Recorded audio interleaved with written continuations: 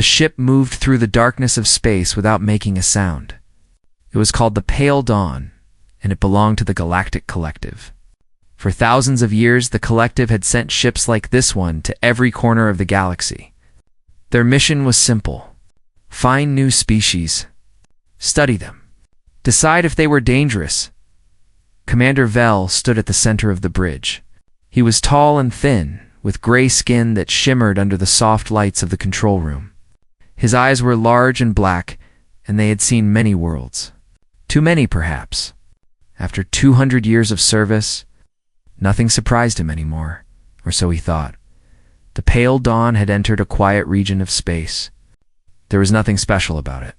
Just a yellow star with a few planets spinning around it. The third planet had water and air. That meant life was possible. But Vel had scanned thousands of water worlds before. Most of them had nothing but simple creatures, fish, plants, insects, nothing worth reporting.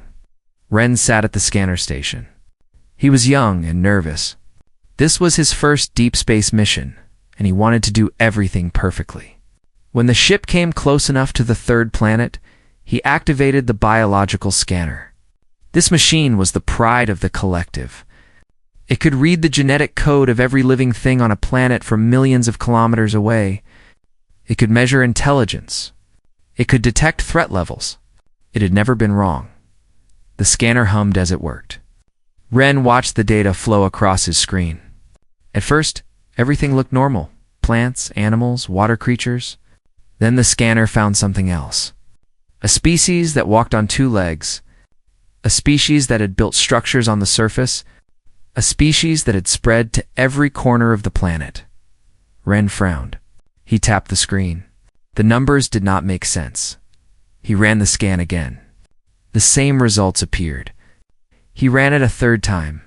Nothing changed. His hands began to shake. Commander Vel noticed the young officer's distress. He walked over slowly, his footsteps silent on the metal floor. "What is it, Ren? What did you find?" Ren could not speak at first. He simply pointed at the screen. Vel looked at the data. His expression did not change, but something shifted behind his dark eyes. He leaned closer, as if he could not believe what he was seeing. The species on the third planet was called human. The scanner had pulled this information from their own radio signals.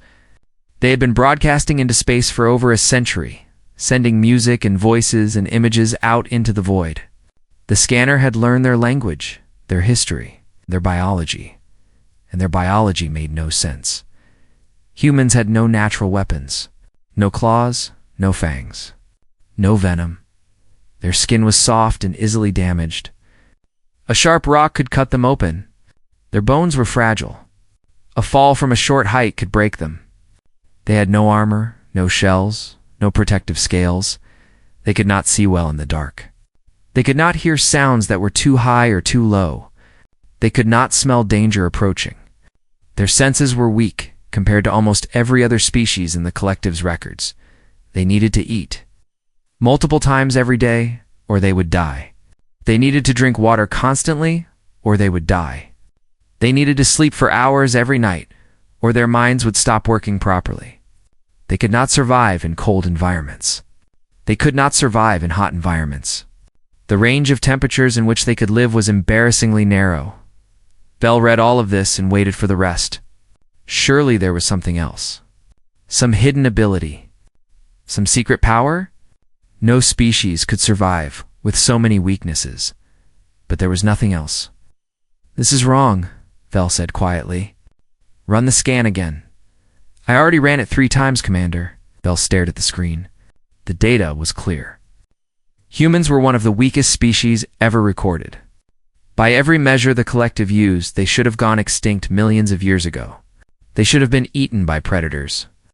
They should have frozen to death. They should have starved, but they had not. The scanner showed images of the planet's surface. Cities stretched across the land. Machines flew through the air. Ships floated on the water. Lights glowed in the darkness on the night side of the world. This species had not just survived. They had conquered their entire planet. "How?" Ren whispered. "How is this possible?" Vel did not answer. He was reading more of the data now. The scanner had found something else. Something that made his blood run cold. Humans were aware of their own weaknesses. They knew they were fragile. They knew they could die easily. And instead of accepting this, they had done something no other species had ever done. They had declared war on death itself. The scanner showed medical facilities, places where humans cut each other open and repaired the damage inside. They removed sick organs and replaced them with healthy ones. They used machines to see inside their own bodies. When their hearts stopped beating, they used electricity to force them to start again. They built tools to protect their weak bodies, clothing to survive the cold, shelters to block the heat, weapons to kill predators that were faster and stronger than they were. They did not accept their limitations. They refused to. Vel stepped back from the scanner station. He had served the collective for 200 years. He had seen peaceful species and violent ones. He had seen creatures of great beauty and monsters of terrible power. But he had never seen anything like this. A species that knew it was weak and chose to become strong anyway. A species that looked at the universe and said no. Send a message to the High Council, Vel said. His voice was steady, but Ren could hear the tension beneath it. Priority transmission. Highest encryption. What should I say, Commander? Vel looked at the blue and green planet on the view screen. It looked so peaceful from here. So innocent. But he knew better now. Tell them we have found something. A species in the outer regions. Classification unknown. Threat level. Paused. What threat level did you assign to a species that refused to die? Threat level undetermined.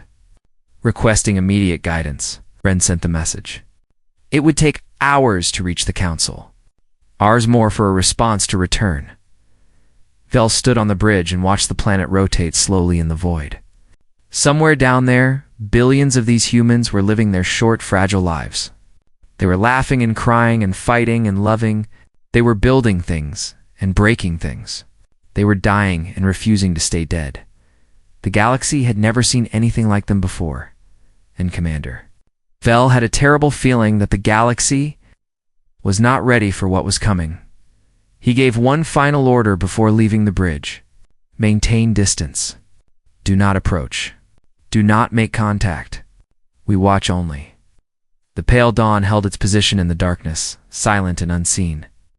As the strange blue world continued its endless journey around its yellow star, and on that world, the humans looked up at the night sky and wondered if they were. Alone, they were not. They never had been. The Watchers were already here. The message from the pale dawn arrived at the Galactic Collective headquarters 3 days later. It passed through 17 relay stations, each one adding its own layer of encryption. By the time it reached the High Council chamber, it was marked with the highest priority code possible. High Arbiter Moa read the message in silence. She was ancient, by any standard, with skin like polished stone and eyes that held the wisdom of 1,000 years. She had led the council through wars and plagues and disasters. She had made decisions that changed the fate of entire species. Nothing frightened her anymore. But this message made her pause. She called an emergency session.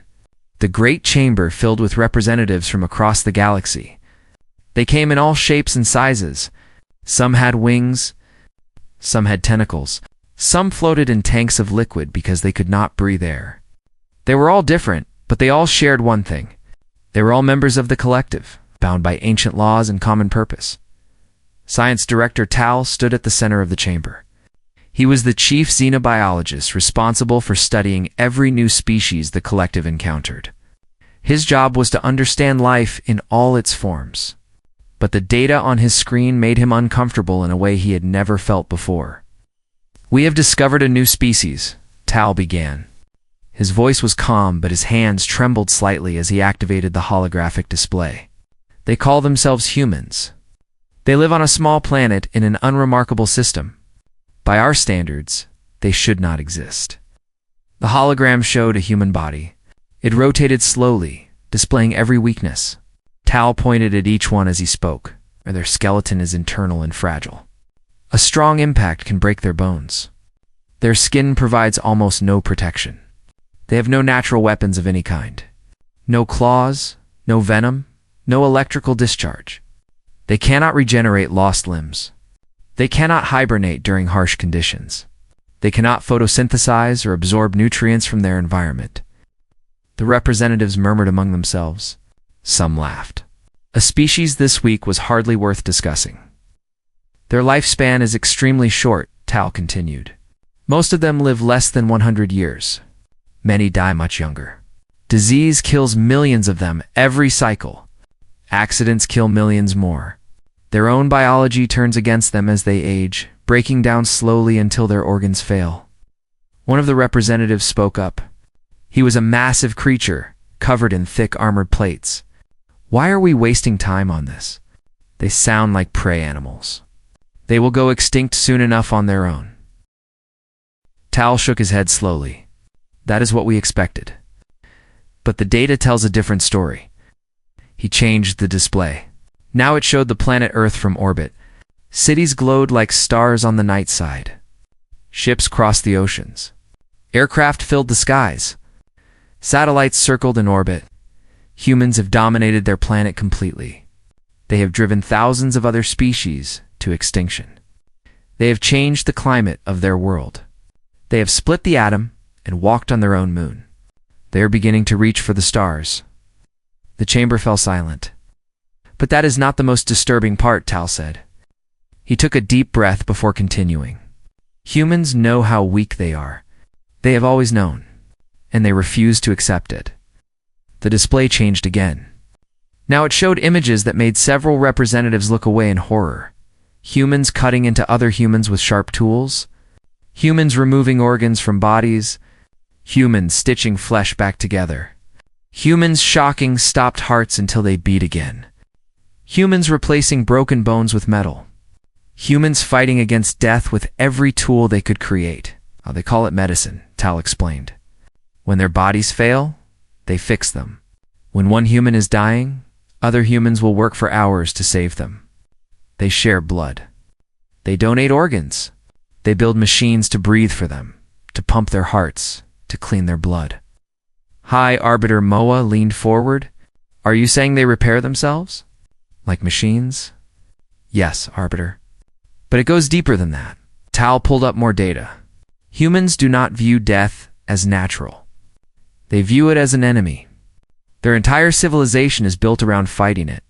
They spend enormous resources studying diseases, developing cures, extending their short lives by any means possible. He showed them human hospitals, millions of them across the planet. Places dedicated entirely to keeping humans alive when their bodies wanted to stop. When a human's heart stops, Tal said, other humans do not accept this. They press on the chest to force blood through the body. They push air into the lungs. They use electricity to restart the heart. Sometimes they succeed. Sometimes the dead human wakes up and continues living. The armored representative who had spoken earlier was no longer laughing. They bring back the dead? In a sense, yes. Their definition of death is different from ours. For us, death is final. For them, death is just another problem to solve. Moa stood up slowly. Her ancient bones creaked, but her voice was strong. What you are describing is not natural. No species should fight against the fundamental nature of existence. I agree, Arbiter. But humans do not care what is natural. They only care about what is possible. Tal showed one final image. It was a human child, small and helpless, connected to machines that breathed for her and fed her and kept her heart beating. She had been born too early, too weak to survive on her own. By all natural laws, she should have died. But she did not die. The machines kept her alive. Human doctors worked day and night to help her grow stronger. And eventually, she did not need the machines anymore. She went home with her family. She grew up. She lived. Humans do this constantly, Tal said quietly. They refuse to let their weak ones die. They fight for every life, no matter how small or fragile. They consider this a moral duty.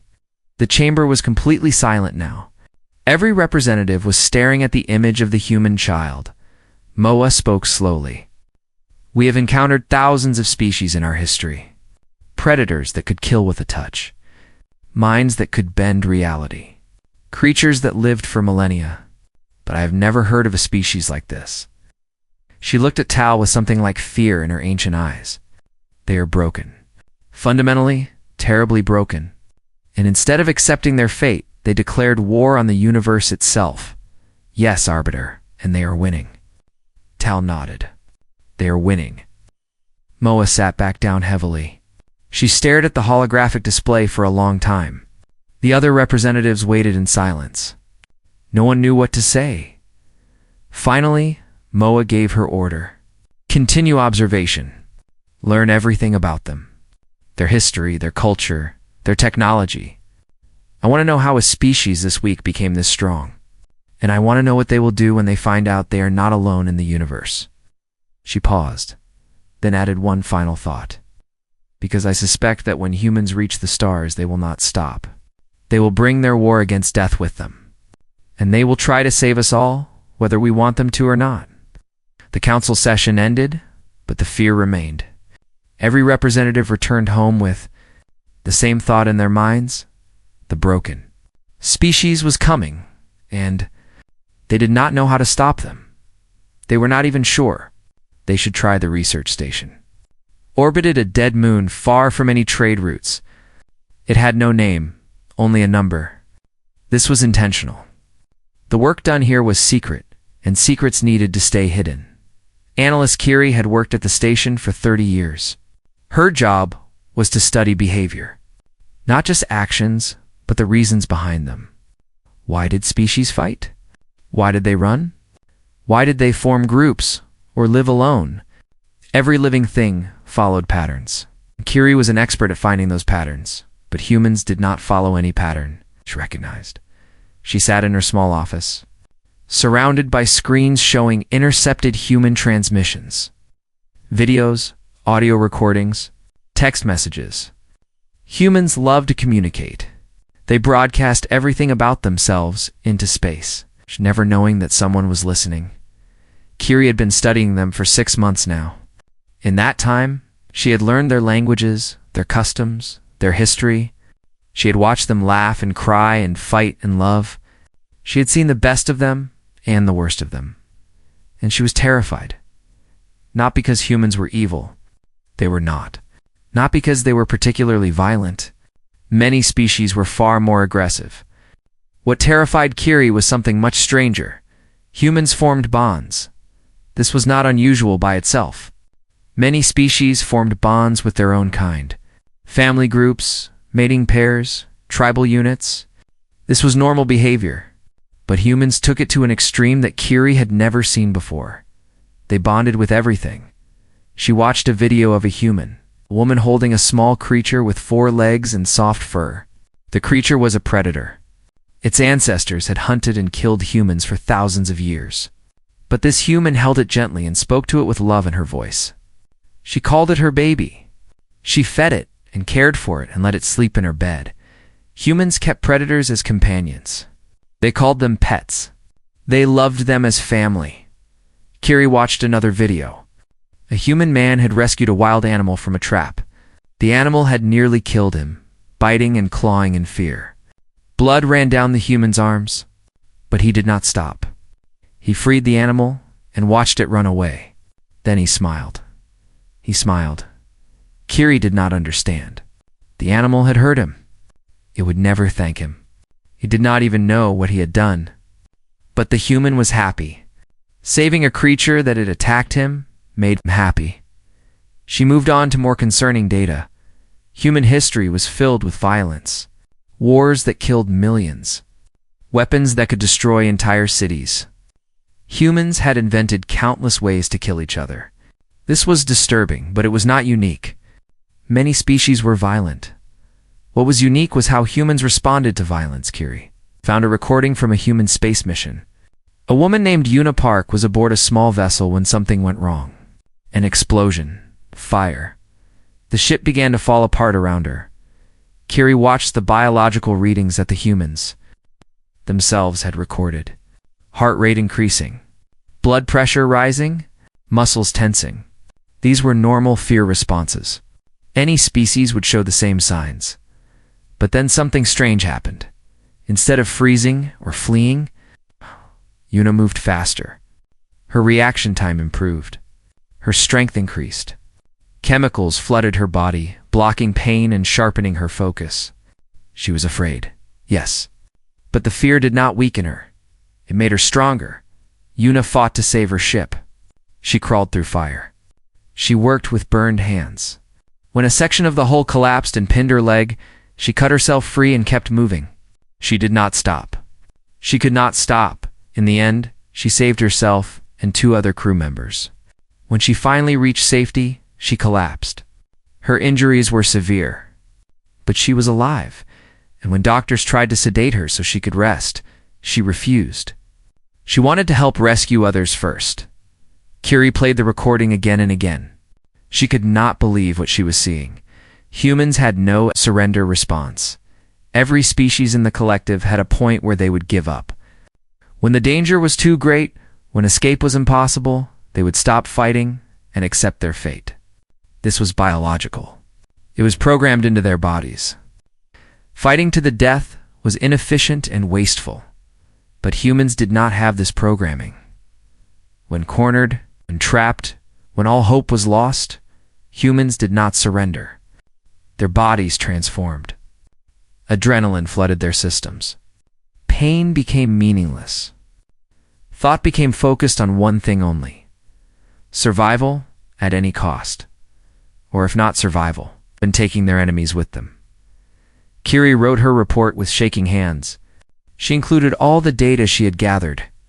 The bonding behavior, the lack of surrender, the way fear made them more dangerous instead of less. She called it the apex anomaly. The report reached the High Council within days. Kiri was summoned to present her findings in person. She stood before the most powerful beings in the galaxy and told them the truth. Humans are not what we thought. They are not weak prey animals waiting to be conquered. They are something else entirely. She showed them the videos. The woman with her predator pet, the man saving the animal that attacked him. Unipark crawling through fire to save her crew. They form bonds with anything. Enemies become friends. Predators become family. They do not see other species as threats to be destroyed. They see them as potential allies to be won over. High Arbiter Moa interrupted. This sounds positive. Why are you afraid? Kiri took a deep breath. Because the same instinct works both ways. Humans will fight to protect the things they love. And when they fight, they do not stop. She showed them the biological data. The way human bodies changed under stress. The chemicals that blocked pain and enhanced performance. The complete absence of any surrender mechanism. Most species, when defeated, will submit. They will accept a loss and move on. Humans cannot do this. It is not in their biology. When you threaten something a human loves, they will fight until they win or until they are dead. There is no middle ground. The chamber was silent. And there is one more thing, Kiri continued. Humans are social creatures. They share their bonds. If you threaten one human, others will come to help. Not just family. Not just friends. Complete strangers will risk their lives to protect each other. She showed them videos of human rescues, floods, earthquakes, fires. Humans running toward danger instead of away. Humans forming chains to pull drowning strangers from water. Humans giving their own blood to people they had never met. They call it humanity, Kiri said. It is their word for themselves, but it also means something else. It means kindness, compassion, the choice to help others even when there is no benefit to yourself. Moa stared at the videos for a long time. Then she spoke quietly. You are saying that if we attack them, they will never stop fighting. And if we befriend them, they will fight for us with the same intensity. Yes, Arbiter. Then we must choose very carefully how we approach them. Arbiter Moa looked around the chamber at the other representatives. Many of them were whispering to each other. Some looked frightened. Others looked thoughtful. Send a recommendation to all member species, Moa ordered. Humans are not to be engaged as enemies under any circumstances. If contact is made, Approach with caution and respect." She paused, then added one final thought. "Because if we make them our enemies, we will never defeat them. They will fight until one of us is extinct. But if we make them our friends—" She did not finish the sentence. She did not need to. Everyone in the chamber understood. If they made humans their friends, they would have allies who would never abandon them, who would fight for them until the stars burned out. The galaxy was about to change, and humanity did not even know it yet. The year was 2157 by the human calendar. Commander Vel had waited a long time for this moment. After decades of watching from the shadows, the collective had finally decided to make contact with humanity. Vel had been chosen for the mission. He was the one who had first discovered them, after all. It seemed fitting that he should be the one to speak with them face to face. He was terrified. The collective had given him a small diplomatic vessel. No weapons, no armor. Just a ship designed for talking, not fighting. If the humans wanted to destroy him, they could do so easily. But the collective believed that arriving with weapons would send the wrong message. Vel hoped they were right. He approached Earth slowly, broadcasting peaceful intentions on every frequency. Human scientists had been reaching for the stars for over a century now. They had colonies on their moon and their nearest planets. They had sent probes to distant systems. They knew they were not alone in the universe, but they had never met anyone from beyond their own star. Until today, a single human ship came to meet him. It was called the Horizon, and it was beautiful in a strange way. Not elegant like collective vessels, not efficient or streamlined. It was rough and practical, built by hands that knew how to work with metal and fire. Built by a species that had clawed its way into space through sheer determination, a message came through the communication system. The voice was calm and steady. "Unknown vessel. This is Captain Taiho Kim of the United Earthship Horizon. We received your transmission. We welcome you to our system in peace." Vel responded with the greeting he had practiced 1,000 times. "Captain Kim, I am Ambassador Vel of the Galactic Collective. I come alone and unarmed. I wish only to speak with your people." There was a pause. Then the captain spoke again. "Ambassador Vel, would you like to come aboard?" Vel's heart beat faster. Come aboard alone? Into a ship full of the most dangerous creatures in the galaxy. He accepted immediately. The Horizon opened its docking bay, and Vel guided his small vessel inside. When the doors closed behind him, he felt trapped. But he pushed the fear aside. This was too important. He stepped out of his ship and found two humans waiting for him. The first was Captain Taiho Kim. He was not tall by human standards, but he carried himself with quiet confidence. His eyes were dark and intelligent, and they studied Vel with curiosity rather than hostility. He wore a simple uniform with no decorations except a small symbol on his chest. The second was a woman, Lieutenant Hannah Cho, the communications officer. She was younger than the captain, with a quick smile and warm eyes. She seemed excited rather than afraid. Taiho extended his hand. Vel had studied human customs. He knew what this gesture meant. He reached out and took the captain's hand, feeling the strange warmth of human skin.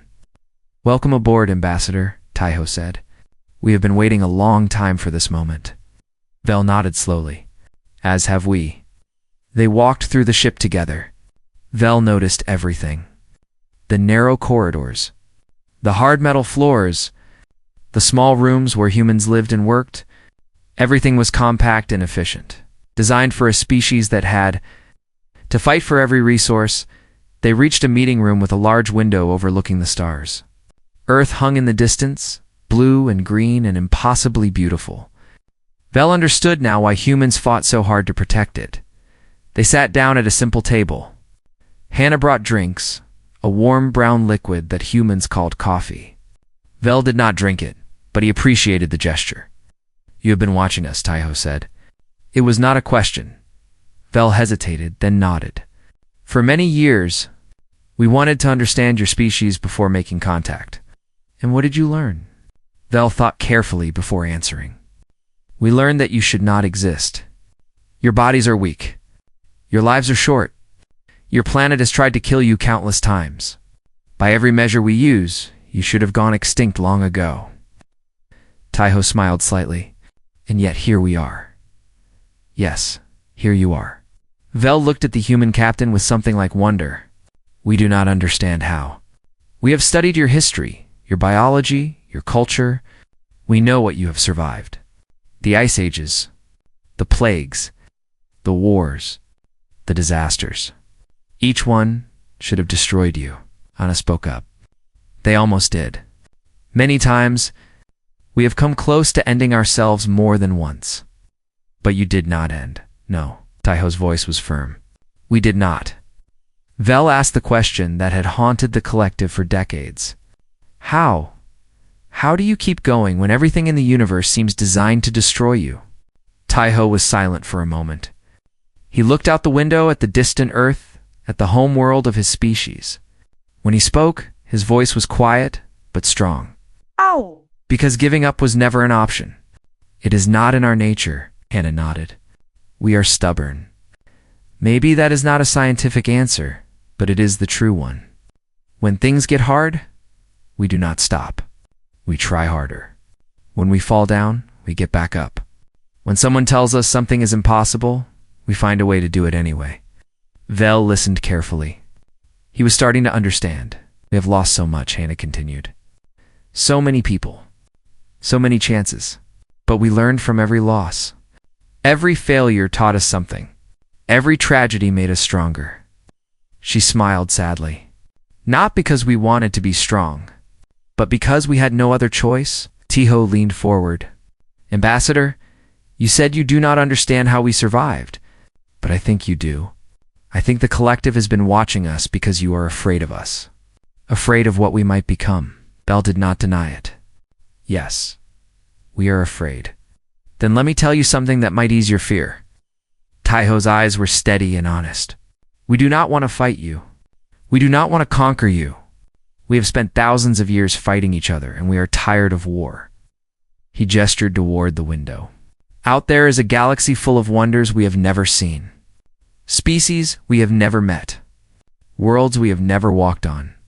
We want to explore. We want to learn. We want to make friends. He paused, then added, but we will not be conquered. We will not be enslaved. If anyone tries to destroy us, we will fight back with everything we have.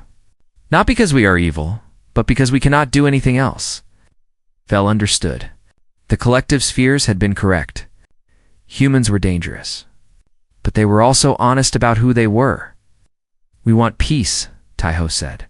We are offering our hand in friendship, just as I offered it to you when you stepped off your ship. But understand that the hand we extend in friendship is the same hand that can hold a weapon. We are not naive, Hannah added gently. We know the universe can be cruel. We have experienced cruelty from each other. But we choose to hope for something better. We choose to believe that cooperation is stronger than conflict. Bell stood up slowly. He walked to the window and looked out at the stars.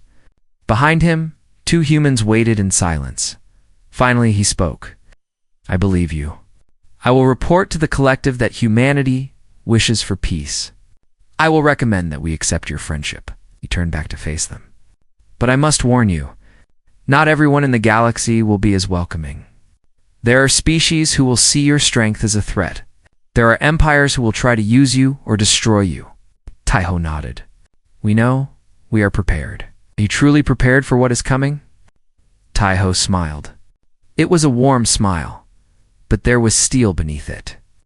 Ambassador Vel, we have been preparing for this moment since we first looked up at the stars and wondered what was out there. We are not afraid of the unknown. The unknown should be afraid of us. Hannah laughed softly. That sounded dramatic, Captain. Maybe. But it is also true. Bell returned to his ship an hour later. As he flew away from the horizon, he looked back at the small vessel, floating against the vastness of space. Inside were two humans who represented everything their species was. Fragile but determined. Peaceful but dangerous. Kind but unbreakable. He began composing his report to the collective, It would change everything. Word of humanity spread across the galaxy like fire through dry grass. Within months, every species in the collective knew about the strange creatures from the small blue world. They knew about the fragile bodies and the stubborn spirits. They knew about the wars and the medicines. They knew about the hands that could heal and the hands that could destroy, and they were afraid. Some species demanded that humanity be quarantined. Keep them on their planet. Do not let them spread. They were too dangerous, too unpredictable, too strange. Better to contain them now, before they became a threat. Others wanted something darker. Destroy them, they said. End the threat before it begins. Strike now while they are still weak, still limited to one small system. In 100 years, it might be too late. But High Arbiter Moa refused both options. We have studied them for decades, she told the assembly. We know what they are capable of. If we attack them, we will create an enemy that will never stop fighting. The cost would be too high. She paused, letting her words sink in. And if we try to contain them, we will fail. Humans do not accept limitations. They never have. They will find a way out. They always do. The assembly argued for days. Species that had not spoken to each other in centuries joined together in their fear of humanity. Old enemies became temporary allies. The galaxy was more united than it had been in thousands of years. All because of one small species that should not exist. Finally, a decision was reached. Humanity would be invited to join the collective. Not as full members, not yet, but as provisional partners, with limited rights and careful supervision. It was a compromise that satisfied no one. It was better than war. The invitation was sent. Humanity accepted. Councilwoman Somi Beek was chosen to represent Earth at the Galactic Assembly. She was 60 years old, with silver hair and sharp eyes that missed nothing. She had spent her life in diplomacy, negotiating treaties and ending conflicts. She understood power better than most. She also understood something else, something that the aliens had not yet learned about humanity. She stood before the assembly in a simple white dress. No armor, no weapons. Behind her stood Admiral Doyon Lee, head of Earth's interstellar defense forces. He wore his full ceremonial uniform covered in medals from a dozen conflicts. His presence was a message. We come in peace, but we are not helpless. The chamber was vast, filled with thousands of representatives from hundreds of species. They watched the two humans with a mixture of curiosity and fear. Most of them had never seen a human in person before. The small, fragile creatures did not look dangerous, but everyone knew better now. Somi began to speak. Her voice was calm and clear, translated into 100 languages by the assembly's systems. We know why you are afraid of us. The chamber fell silent. We know what you have learned. You have seen our history. You have seen our wars, our weapons, our capacity for destruction. You have seen how we fight when threatened, how we refuse to surrender, how we will die before we submit. She paused and looked around the chamber, meeting as many eyes as she could. We are not ashamed of this. This is who we are. Every scar on our world is proof that we endured. Every tragedy is a lesson we refuse to forget. We have walked through fire many times, and we are still here. Some of the representatives shifted uncomfortably. Others leaned forward, listening carefully. But you have not seen everything. Your scanners measured our bodies and found them weak. Your analysts studied our behavior and found it strange. But you missed something important. She smiled slightly. You missed the reason we fight so hard to survive. She gestured, and the holographic display above her came to life. It showed images of Earth. Not the wars, not the destruction, but something else. A mother holding her child. Friends laughing together. Strangers helping each other after a disaster. Doctors working through the night to save lives. Firefighters running into burning buildings. We do not fight because we love war. We fight because we love each other. We fight to protect what matters to us. Our families. Our friends. The people we have never even met, but still consider worth saving. The images changed. Now they showed humans working with other species, Scientists collaborating on research, diplomats shaking hands, musicians playing together, artists creating beauty. We've spent the last century preparing for this moment, preparing to meet you, preparing to join you. We did not build warships and weapons. We built schools and hospitals and research stations. We taught our children about the stars and the species they might find there. She looked directly at High Arbiter Moa. We want to be your friends. We want to learn from you and share what we know. We want to explore this galaxy together, not as conquerors, but as partners. Admiral Lee stepped forward. His voice was deep and steady. But let there be no misunderstanding. We will defend ourselves. We will defend our allies. If anyone threatens the worlds and people we care about, they will face the full strength of humanity. He paused, then added, not because we want war, but because we will never abandon those who need us. The Assembly voted that day. Humanity was granted provisional membership in the Galactic Collective. The decision was not unanimous. Many still feared what humans might become, but most recognized the truth. It was better to have humans as allies than as enemies in the years that followed. Humanity proved themselves. When a plague swept through the outer colonies, human doctors were the first to arrive. They worked without rest, treating patients and developing cures. Thousands of lives were saved by hands that had evolved to heal.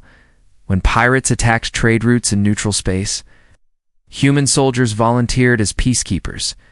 They were fair and brave, risking their own lives to protect species they had never met before. The pirates learned quickly that human ships were not easy targets. When a massive earthquake destroyed a world on the edge of the galaxy, human rescue teams arrived before anyone else. They dug through rubble for days, pulling survivors from the wreckage. They did not care that the victims looked different, spoke different languages, breathed different air. They only cared that lives needed saving. The galaxy watched in amazement. This was what they had feared.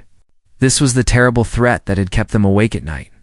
These small, fragile, stubborn creatures who ran toward danger instead of away from it, who gave their own blood to save strangers, who adopted alien orphans and called them family, who looked at the vast, cold universe and chose to fill it with warmth.